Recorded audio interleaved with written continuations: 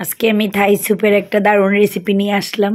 আমি জানি রেসিপিটি আপনাদের ভালো লাগবে। আমি গরম জলে প্রথম চিকেনটা আমি দিয়ে দিচ্ছি। আমি চিকেনটা ছোট ছোট করে কেটে নিয়েছি আর কিছু চিংড়ি মাছ। এরপর আমি কি দিচ্ছি দেখুন, আদা বাটা, রসুন বাটা, লবণ আর গাজর, এটা আমি কিউব করে কেটে নিয়েছি, গোলমরিচ গুঁড়ো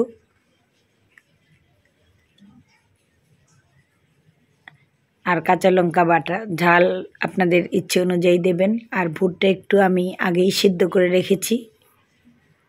ভুট্টা একটু সেদ্ধ হতে সময় লাগে, তাই আগে থেকে আমি সিদ্ধ করে নিয়েছি। এরপর আমি একটু সয়া সস দিয়ে দিলাম। আমি বেশ কিছুক্ষণ ঢেকে রেখেছিলাম, আবার একটু ঢেকে দিলাম। এখন আমি দুটো হাঁসের ডিম ফেটিয়ে দেব। আমি হাঁসের ডিম দেব কারণ হাঁসের ডিমের কালারটা অনেক সুন্দর আসে। আপনারা ইচ্ছে করলে মুরগির ডিম দিয়েও করতে পারেন। আর ডিম দিয়ে আমি আর বেশি সময় রাখবো না, কারণ ডিমটা শক্ত হয়ে যাবে। এরপর আমি কর্নফ্লাওয়ার একটু গুলিয়ে নিলাম। আর আমি একটু নুডলস আগে থেকেই সেদ্ধ করে রেখেছিলাম, নুডলসটা দিয়ে দিলাম।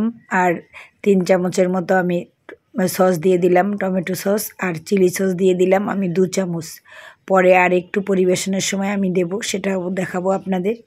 এরপর আমি চিনি দিয়ে দিলাম সামান্য, আর লবণ স্বাদ মতো।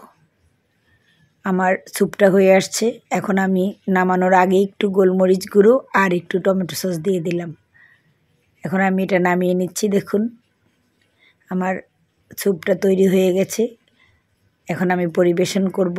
এটা বড়দের পাশাপাশি বাচ্চারাও খেতে পারবে। দারুণ একটা খাবার, বাচ্চাদের অনেক পছন্দ হবে। বাচ্চাদের জন্য একটু ঝাল কম দিয়ে আপনারা তৈরি করে দিতে পারেন। এই দেখুন তৈরি হয়ে গেছে। আমি আর একটু সস দিয়ে দিলাম পরিবেশনের আগে। অনেক পুষ্টিকর একটা স্যুপ। আর আমি একটু অন্থনও করে নিয়েছি।